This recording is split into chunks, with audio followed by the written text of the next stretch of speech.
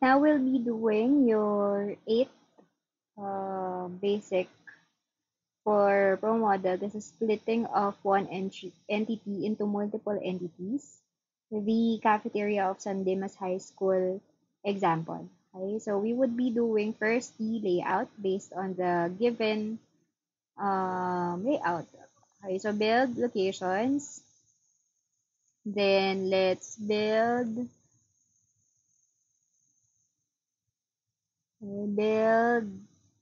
a refrigerator.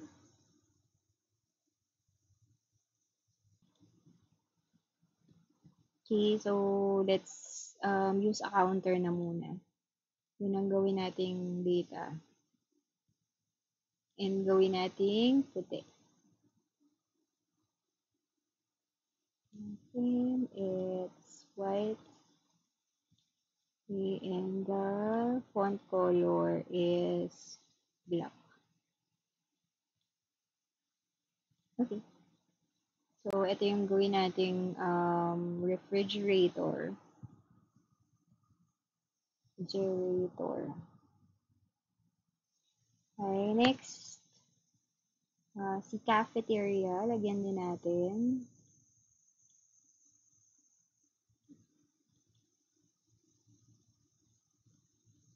Cafeteria. And then lunch line.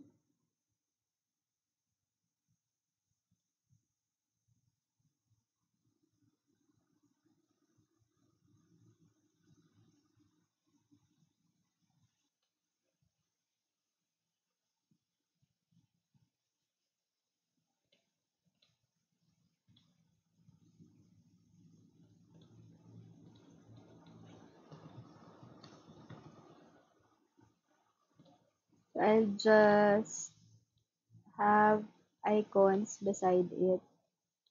Okay.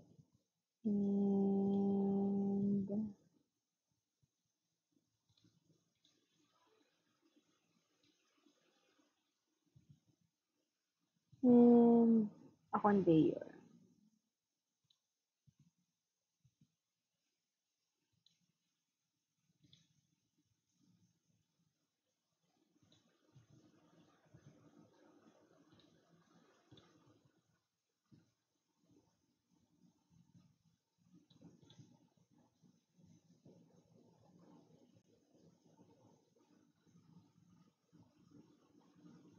Okay, so let's try to create entity naman. So, almost okay na naman siya. Receiving.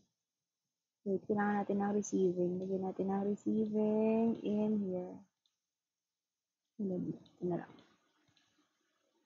And this is receiving. Okay.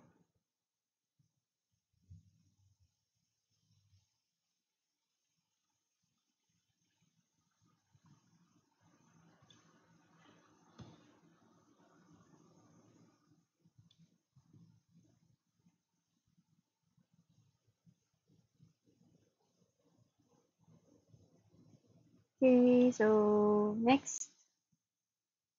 Nilagay ko yung 10 dahil 10 daw yung cartons na nire-receive a day. Ay, na kinakat open para sa ilalagay sa ref. Okay, so next, so let's build our entities. So our entities, we have 3 entities. The milk case,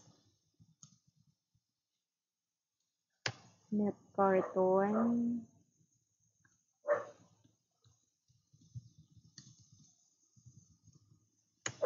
and the student. Okay. So next, let's define their arrival. Arrival. So we have here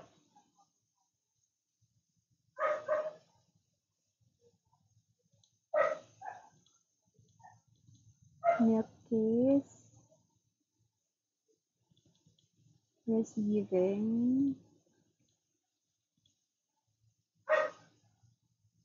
Then,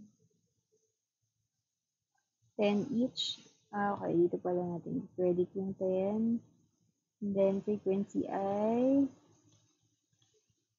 for 80 minutes. For 80.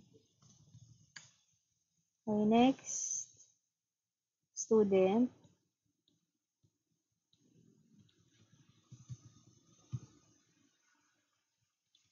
And launch line, 100.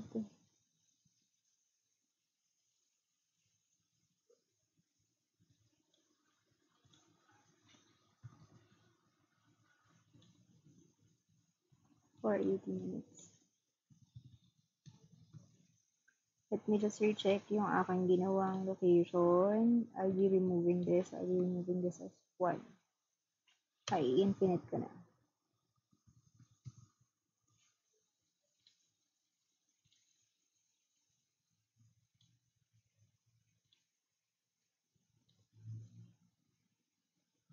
Okay, so we're done with the arrivals. Let's check the route. Okay, so build, processing. So milk case, in receiving,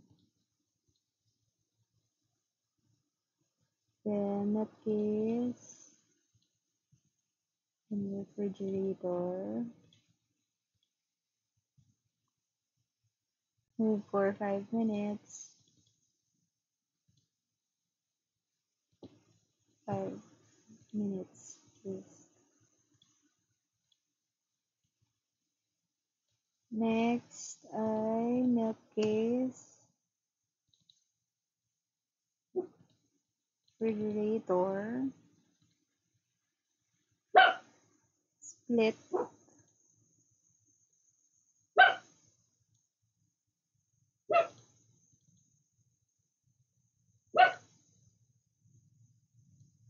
split, 10. Okay, as milk carton. Those. And then another one, weight, uniformly, 6, 1. Oh, it's not. Weight, uniformly, 6, 1. Return, please. Okay. Close. Close. Okay, next, milk carton naman.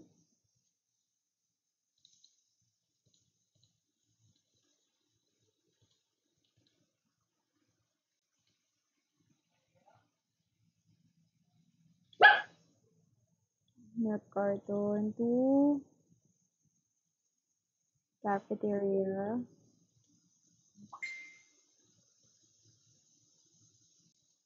Then join 1.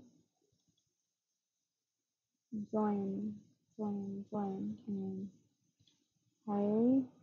Then, may logic nga pala siya. Pati itong isa pala, may logic siya. May move logic siya. Move for 5 minutes. Meron na. Ay, ito naman may logic na move for 0.2 minutes. Move for 0.2 minutes.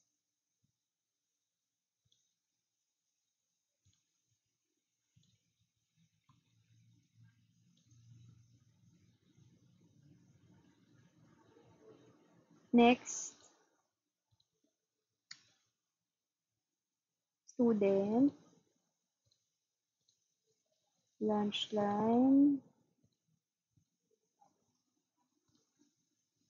cafeteria, student, puntang cafeteria, first one, and then student,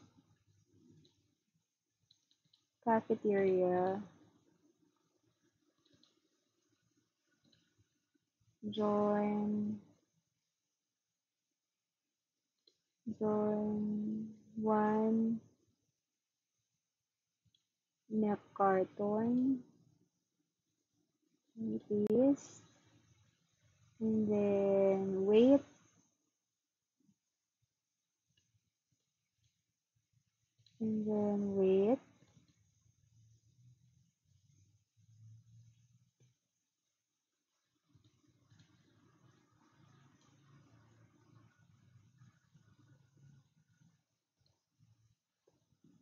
0.1, 0.1, 0.15,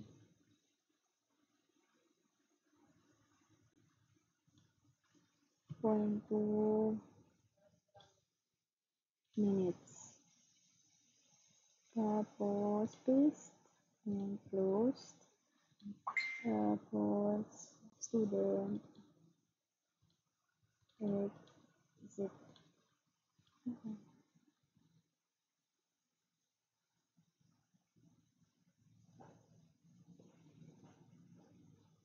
So, we'll run. So, example AA.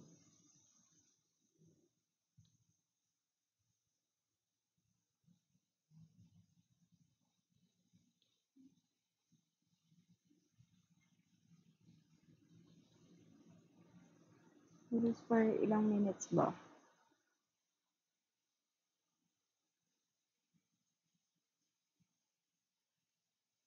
Simulate for 10 days lang pala. So, 480, sorry. File, options,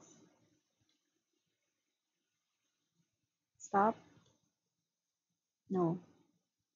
Simulate for 10 days. 10 times 480 ay 4,800.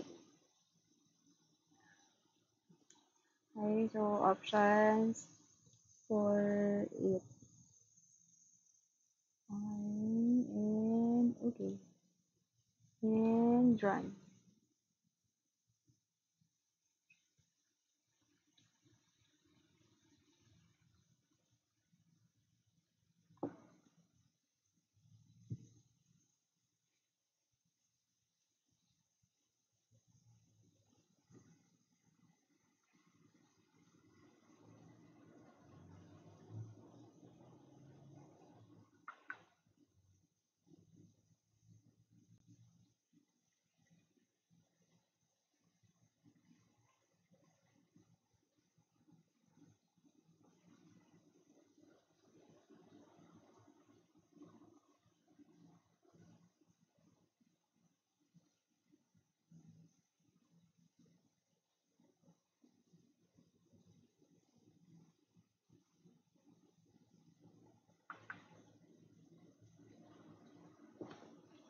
Okay. So, I guess medyo mahaba-haba. Ipopause ko muna. So, see the results.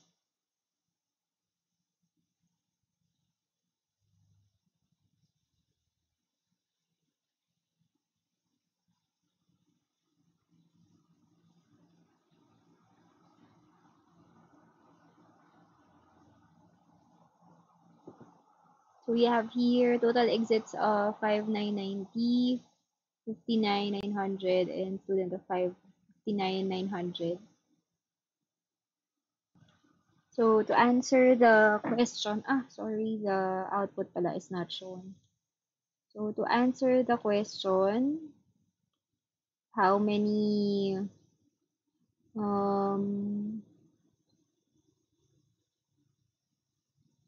on average, how long does a carton stay in the cafeteria before being distributed? So, when we're looking at the carton, we can check here the average time in the system, that is 0.2 minutes on average.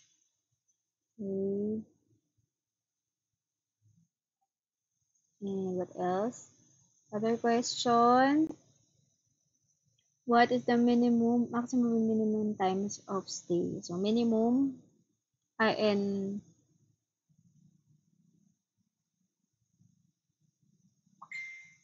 So, just explore the other reports na lang din para makita nyo kung ano yung um, that entities.